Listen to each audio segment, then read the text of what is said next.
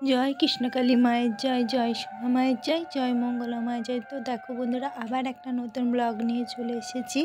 আর কৃষ্ণকালী মায়ের কাছে প্রার্থনা করি সকল আমার ভক্ত বন্ধুরা যেন সবাই খুব খুব ভালো থাকে, সুস্থ থাকে।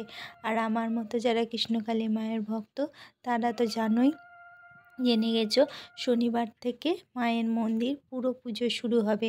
তার আগে থেকেই তো হাজার হাজার ভক্ত মায়ের মন্দিরে আসতে শুরু করে দিয়েছে। দেখো মায়ের কত মালা পড়েছে। তো আর একদিনের অপেক্ষা, মায়ের পুজো আবার আগের মতো শুরু হয়ে যাবে। তো বন্ধুরা, যারাই আসতে চাইছো মায়ের মন্দিরে, এবার সবাই আসতে পারবে, পুজো দিতে পারবে। আর দেখো, তার আগে থেকেই মা কত মালা পড়েছে। আর এই যে যেমন সে আগেভাবে পুজো করা হতো সেইভাবেই মায়ের পুজো করা হচ্ছে।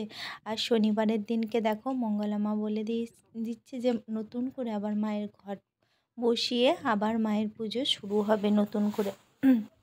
তার আগে কিন্তু যেমন পুজো দেওয়া হয় সেইভাবেই পুজো দেওয়া হচ্ছে। তো এতদিন তো অনেক দিন মায়ের পুজো বন্ধ ছিল, তো আবার নতুন করে শুরু হয়েছে, কিন্তু মায়ের মন্দিরের কাজও চলছে। আর ঠিকানা তো তোমাদেরকে বলেই দিয়েছি আগেই।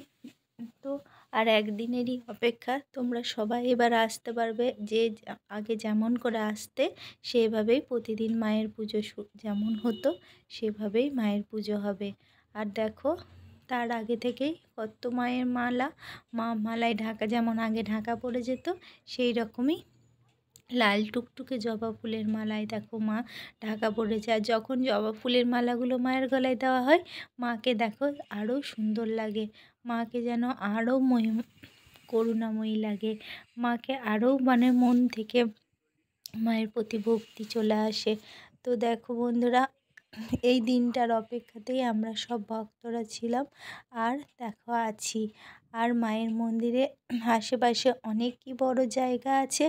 আর হাজার হাজার ভক্ত আসলে কেউ পারবে না তাদের অত্যাচার করতে, কারণ এখন মায়ের মন্দির অনেক বড় হয়ে গেছে।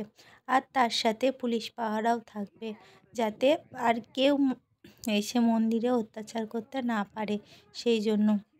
এই দেখো মা, দেখো কত মালা পড়েছে মায়ের মন্দিরে, আর মা মালায় ঢাকা পড়ে গেল।